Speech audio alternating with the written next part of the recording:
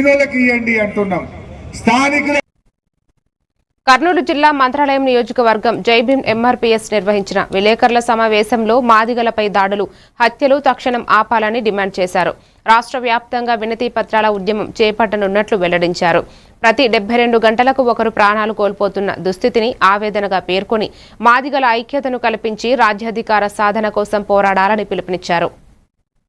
మారెప్ప గారు అదేవిధంగా నియోజకవర్గ నాయకులు నాగేంద్ర వారి ఆధ్వర్యంలోన నేడు విలేకరుల సమావేశము ఏర్పాటు చేసి ఈ సందర్భంగా మేము తెలియజేయడం ఏమనగా ఈ ఆంధ్రప్రదేశ్ రాష్ట్రంలోన దళిత గిరిజనులపైన హత్యలు, దాడులు, మానభంగాలు, భూ కబ్జాలు ఎక్కువ కూడా అయిపోతున్నాయి.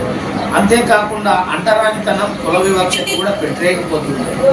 మేము బీసీలను అంటూ, మేము ఓసీలు అంటూ, మరి అదేవిధంగా బాబాసాహెబ్ అంబేద్కర్ రాజ్యాంగంలోన ఆర్టికల్ 340, 341, 342 ప్రతి కులానికి కూడా రాజ్యాంగంలో కూడా మరి ఆర్టికల్ కూడా రచిస్తే మరి చాలామంది మరి అంబేద్కర్ మానవ సమాన ఆరాధ్య దైవం అని కూడా ఈ దేశ